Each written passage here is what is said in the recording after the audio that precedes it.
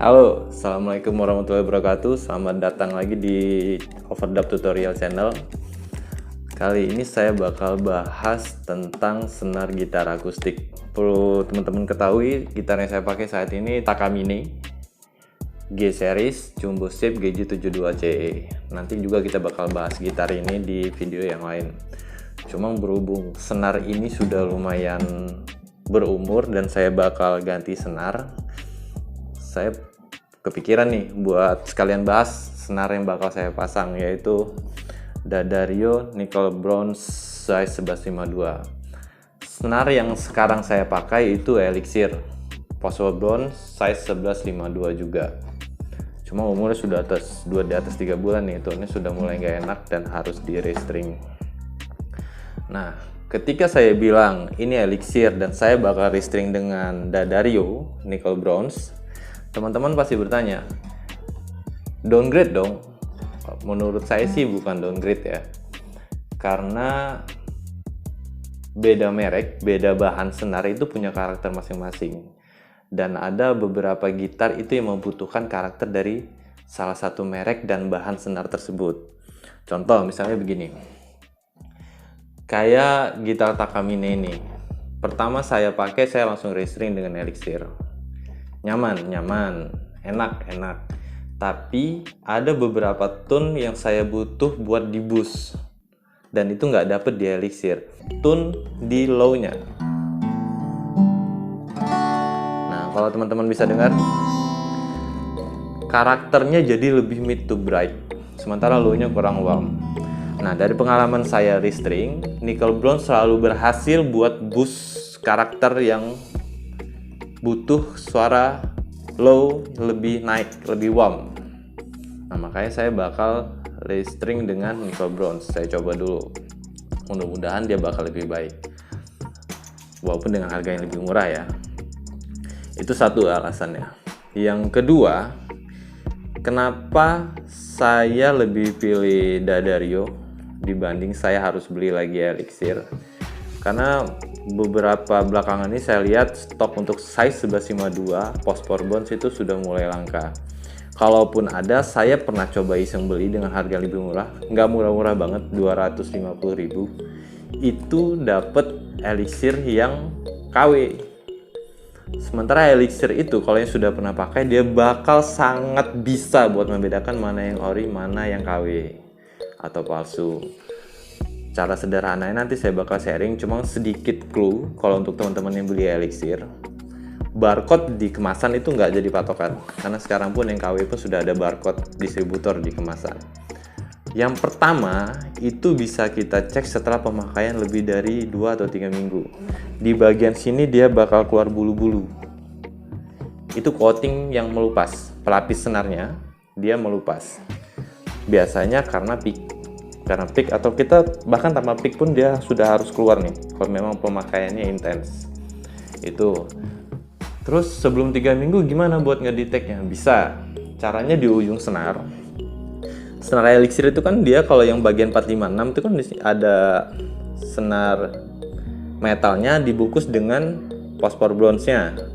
Nah, itu di bagian ujung ada senar kecil tuh buat space mereka buat masukin ke lubang dryer. Nah, itu potong di bagian ujungnya, bagian ujung yang tetap terlilit dengan tembaga, itu kita potong dengan tang.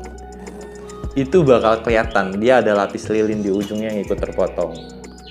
Itu cara satu-satunya cara yang saya temuin buat ngedetek mana yang KW, mana yang asli. Karena yang KW itu nggak punya coating atau coatingnya tipis banget. Kalaupun dia KW super tuh coatingnya nggak sebagus coating Elixir asli. Nah, kendalanya ketika kita beli di marketplace atau toko online sudah dikirim, cara cek yang saya tahu cuma ada 2 itu. Kalau teman-teman punya cara cek lain silahkan share di bawah. Cara ceknya cuma ada 2 itu. Berarti si packaging yang si bungkus senar ini sudah kita buka kan? Otomatis asli atau palsu kita cuma bisa sekedar komplain, bukan retur. Karena pertama, si bungkus senar sudah kita buka atau si senar nomor 56 itu sudah kita potong. Nah, jadi di waktu kita memang sudah apes dapat yang palsu, ya sudah mau nggak mau kita pakai. Nah, lain halnya dengan Dadario. Dadario ini paling gampang buat kita cek keasliannya dan paling valid menurut saya. Gimana cara ngeceknya nanti saya bakal sharing. Kita nanti begitu kita buka, di belakang ini ada 16 kode kalau nggak salah, 16 angka. Berikut barcode, kita scan barcode, masuk ke web, kita input nomor kode atau dia biasanya autofill si nomor kode 16 digit tersebut, itu langsung nongol. Kalau di memang ori dia langsung congratulations you get the genuine parts. Nanti saya share lah, mungkin saya ambil dari screen recorder handphone gimana saya prosesi dari awal ngecek sampai selesai. Itu jadi tingkat keamanan customer pemakai kalau untuk Dadario itu lebih tinggi menurut saya. Dan untuk Nicole Bronze sendiri sampai hari ini saya belum lihat yang mencoba untuk memalsukan, karena belum ketemu saya KW-nya yang harga murah gitu, belum ketemu. Dan saya beli pasti saya langsung cek dan itu semua asli. Nah, sekarang kita coba unboxing ya senarnya. Walaupun ini sudah dijamin asli, mungkin teman-teman perlu tahu full packagingnya seperti apa. Begini, kita buka. Nah, dia ada plastik seperti ini. Berikut detailnya, ada beberapa detail size dan tension di dalam. Nah, kode yang saya maksud tadi berikut barcode. Cuma ini kebetulan yang ini nggak ada barcode ya. Kalau yang di EJ series ada barcode, cuma dia tetap dikasih kode. Nah, kodenya. Nah, nanti kita masuk ke web. Kita bakal input kode ini di web lewat handphone aja. Nanti bakal saya screen recorder prosesi saya cek keaslian dari senar ini. Kita skip dulu. Saya mau pindah tempat buat ganti senar.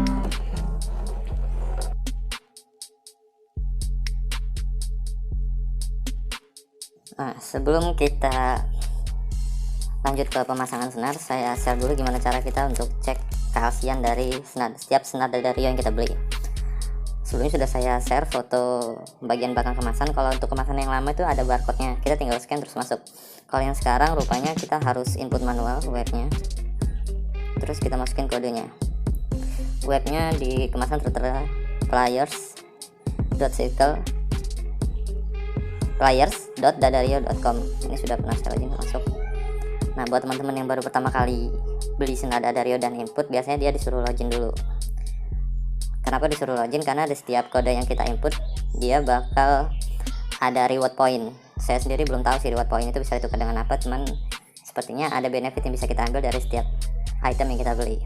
Nah, kalau kita sudah masuk ke playercircle.dadario.com, kita masuk ke sini, go to dashboard, klik register. Sebagai contoh, saya ada kode yang sudah pernah saya input. Nah, ini dia kalau palsu keluarnya sama dengan kode yang sudah pernah diinput, seperti ini munculnya. That code is valid but has been previously registered. Jadi sudah pernah dipakai kode yang sebelumnya. Nah, kalau untuk kode yang memang valid, ini saya coba dengan senar baru ya.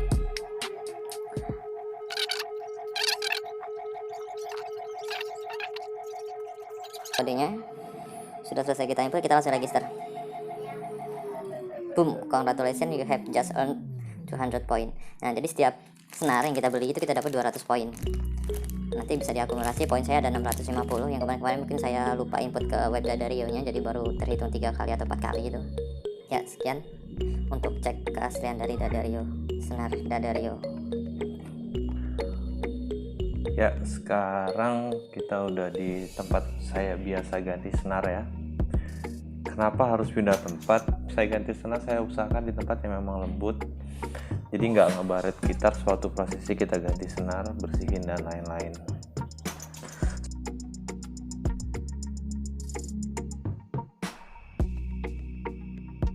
Kita langsung lepas pin bridge. Nah, ini fungsi dari pin bridge remover yang ada di string windernya juga. Jadi dia nggak ngerusak. Kalau kita pakai tang, harus kita jepit, dia bakal ngebekas di pin bridge-nya.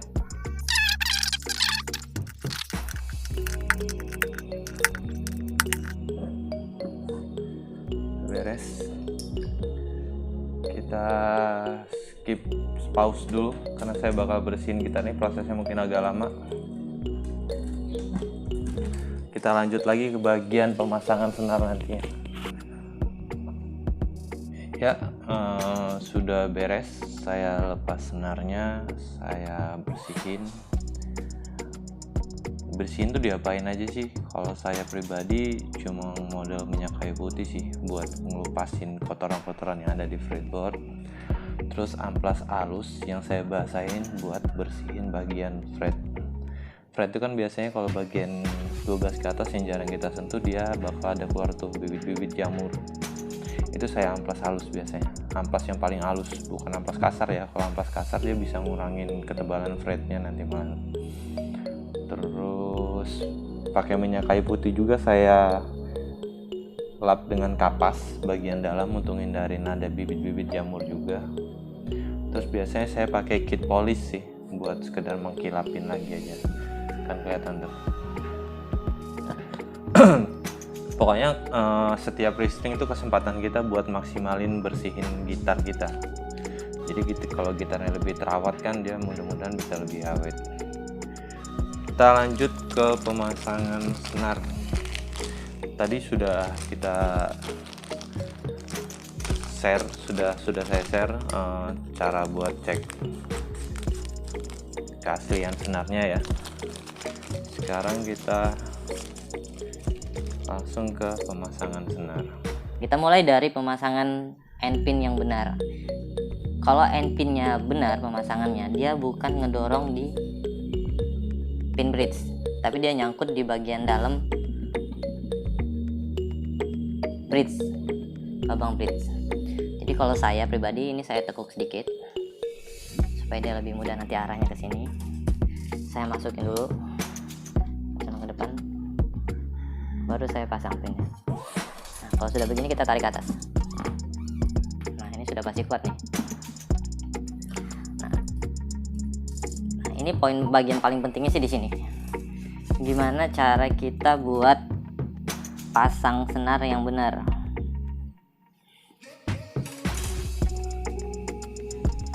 Kita masukin. Nah, usahakan lubang dryer itu ada serong ke bagian dalam. Karena arah putar dryernya kita ke bagian luar. Di lubang dryernya usahakan ke bagian dalam. Kita masukin begini. Nah, untuk ukur berapa yang harus kita potong itu segini. Kalau saya pribadi saya ukur begini.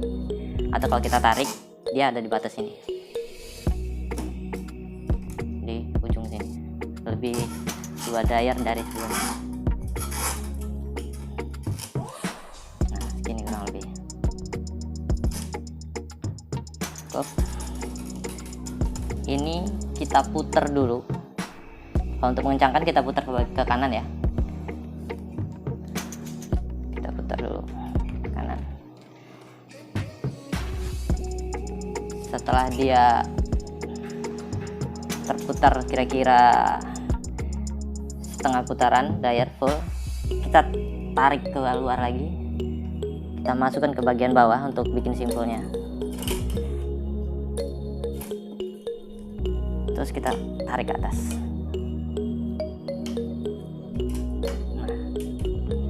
Ini udah pasti kokoh nih. Kalau sudah begini, kita tahan begini terus kita putar aja normal.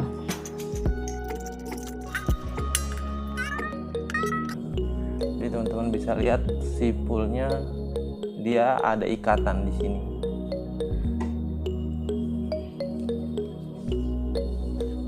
Nah, itu kita lakukan untuk senar 1, 2, 3, 4 sampai 5, 6,